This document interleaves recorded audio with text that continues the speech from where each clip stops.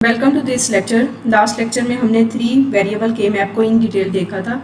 आज हम 4 वेरिएबल के मैप की डिफरेंट एग्जांपल्स को with don't care states and BCD code system की एग्जांपल के साथ सॉल्व करेंगे। हमने 3 वेरिएबल के मैप में देखा था कि 2 स्टेट्स हो सकती हैं, या 0 या 1, लेकिन एक तीसरी स्टेट भी है जिसे हम डोंट केयर स्टेट कहते हैं। डोंट केयर स्टेट ऐसी स्टेट है जिसको या तो हम एक्स से रिप्रेजेंट करते हैं या फिर डैट से। इसकी अपनी कोई वैल्यू नहीं होती।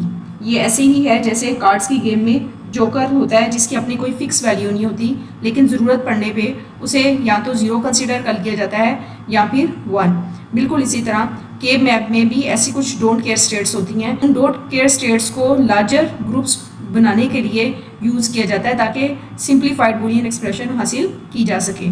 इसी तरह बीसीडी कोड सिस्टम में भी फर्स्ट 0 to 9 वैल्यूज़ जो है वो वैलिड होती हैं बाइनरी कोडेड डेसिमल में, और नेक्स्ट 6 वैल्यूज़ जो हैं या 6 कम्बिनेशन बीसीडी कोड सिस्टम में ऐसे होते हैं जो कि इनवैलिड होते हैं, इसलिए उन्हें एक्स से रिप्रेजेंट किया जाता है। आज हम अपने इस लेक्चर में इन दोनों की एग्जांपल्स को प्रैक्टिकली सॉल्व करेंगे।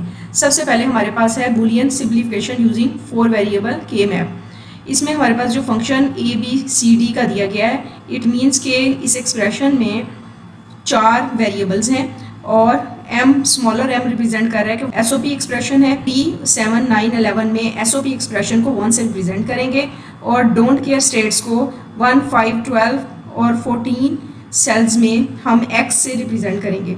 ये सब कुछ हम प्रैक्टिकली करके देखते हैं। जहाँ 3 है वहाँ हम इसको 1 से रिप्रेजेंट करेंगे। इसी तरह 7 सेल पे भी 1 आएगा। 1 5 12 और 14 सेल्स को हम x से रिप्रेजेंट करेंगे। ये map step by step process में सबसे पहले आइडेंटिफाई किया एक्सप्रेशन को कि ये एक एसओपी एक्सप्रेशन है और उसके मुताबिक हमने के मैपिंग की। अब थर्ड स्टेप है ग्रुपिंग करना।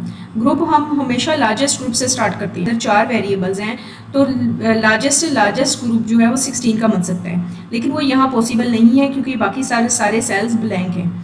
अलबत्ता हम 8 का लार्जेस्ट बना सकते हैं, लेकिन वो भी पॉसिबल नहीं है क्योंकि 8 का लार्जेस्ट यहाँ पे बन नहीं रहा, लेकिन 6 का बन रहा है और 6 का हम लार्जेस्ट ग्रुप नहीं बना सकते। ठीक है, वो भी इनवैलिड है। हम 8 के बाद 4 का ग्रुप बना सकते हैं। अब ग्रुपिंग में हमारे पास जो लार्जेस्ट से लार्जेस्ट ग्रुप बन रहा है वो ये वाला ग्रुप है।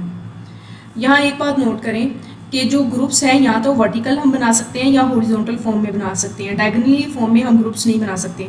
मज़ीद ये है कि हम एल शेप में ग्रुप्स नहीं बना सकते।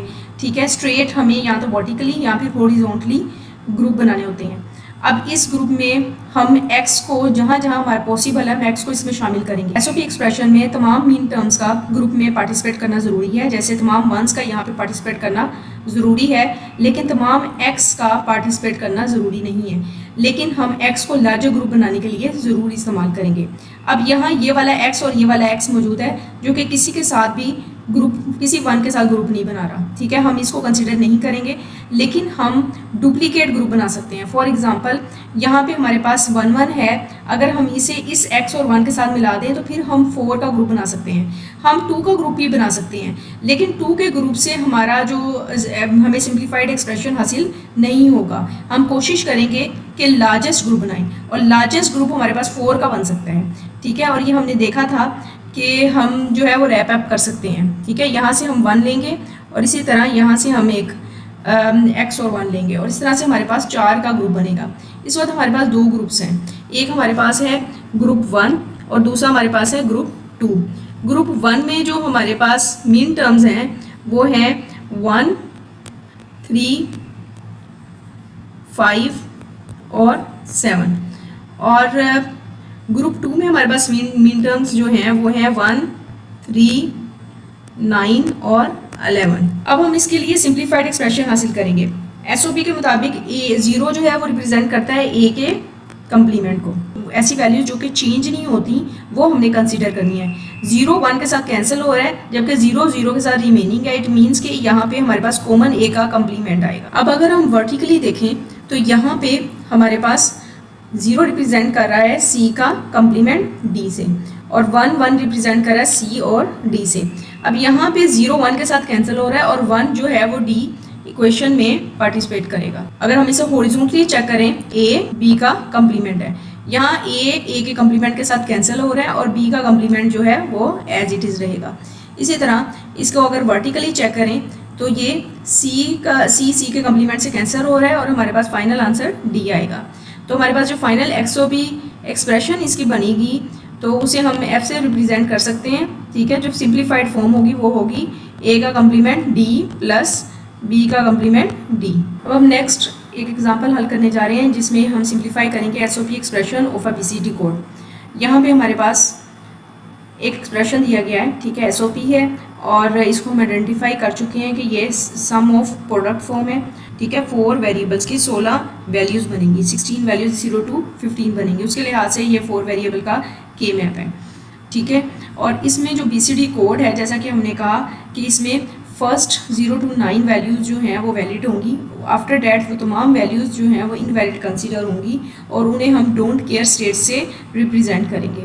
और ये हम करके भी देख लेते हैं। वो हमारे पास लास्ट 6 वैल्यूज़ जो हैं वो डोंट केयर स्टेट्स हैं। जहाँ जहाँ हमारे पास इसके मिन टर्म्स मौजूद हैं वहाँ वहाँ हम इसको 1 से रिप्रेजेंट करेंगे। जैसे यहाँ पे A का कम्प्लीमेंट जो है वो 0 को रिप्रेजेंट कर रहा है, B 1 है, C भी 0 है, C का कम्प्लीमेंट और D का कम्प्लीमेंट भी 0 है। इसी तरह A 1 है, B का कम्प्लीमेंट 0 है, C का कम्प्लीमेंट भी 0 है, D का कम्प्लीमेंट भी 0 है। यहाँ पे A 1 है, B का कम्प्लीमेंट 0 है, C का कम्प्लीमेंट भी 0 है और D 1 है। 4 वेरिएबल्स हैं और 3 ऐसी हमारे पास SOP फॉर्म्स हैं जिनका आउटपुट 1 है और उनको हम के मैप में 1 रिप्रेजेंट करें। 10, 11, 12, 13, 14 एंड 15। 0 to 9 जो है वो हमारे पास वैलिड थी और बाकी तमाम इनवैलिड हैं जिनको हमने डोंट केयर स्टेट से रिप्रेजेंट कर दिया है। अब हम जानते हैं कि लार्जेस्ट ग्रुप बनाने के लिए हम डोंट केयर स्टेट्स को इस्तेमाल कर सकते हैं, ठीक है। तो हमारे पास इस वक्त जो मैक्सिमम लार्जेस्ट ग्रुप यहाँ पे बन रहा है वो कौन सा है, 8 का, ठीक है। ये 8 का हमारे पास मैक्सिमम लार्जेस्ट ग्रुप बन रहा है। इसी तरह हमारे पास सेकंड जो लार्जेस्ट ग्रुप है, चूँकि हम वर्टिकली बना सकते हैं या हॉरिजॉन्टली बना सकते हैं। हॉरिजॉन्टली इसके साथ तो कोई ग्रुप नहीं बन रहा, वर्टिकली इसके साथ 3 का कम्बिनेशन बन रहा है और 3 हम बना नहीं सकते, तो इसके साथ अब हमारे पास 2 का ही पॉसिबल कम्बिनेशन है जो हम बना सकते हैं, ठीक है। तो ये हमारे पास 2 ग्रुप्स हैं। मिन टर्म्स को हम 1 से रिप्रेजेंट करते हैं, तो इस लिहाज से ये A का कम्प्लीमेंट B बनेगा और ये A और B होगा, ठीक है। तो A के कम्प्लीमेंट के साथ कैंसिल हो गया है, तो ग्रुप 1 में हमारे पास जो आंसर आएगा वो है B। और वर्टिकल साइड से हम देखें तो C का कम्प्लीमेंट D का कम्प्लीमेंट प्लस लार्जर ग्रुप में देखें कि 0 0 0 1 1 1 1 0, ठीक है। ये सब एक दूसरे के साथ कैंसिल हो रहे हैं। और अगर हम इस साइड से देखें, इस साइड पे हमारे पास A B का कम्प्लीमेंट है। अगर इन दोनों को हम लोग देखें तो A जो है वो सिमिलर है, B के कम्प्लीमेंट से कैंसिल हो गया है। तो हमारी सिंप्लीफाइड एक्सप्रेशन जो हमें हासिल होगी वो होगी B C का कम्प्लीमेंट D का कम्प्लीमेंट प्लस A। आज के लिए इतना ही। ये वीडियो पसंद आए तो आप लाजमी उसे लाइक किया करें और जो मेरा चैनल है इसको सब्सक्राइब भी कर दिया करें। Keep learning. Thank you.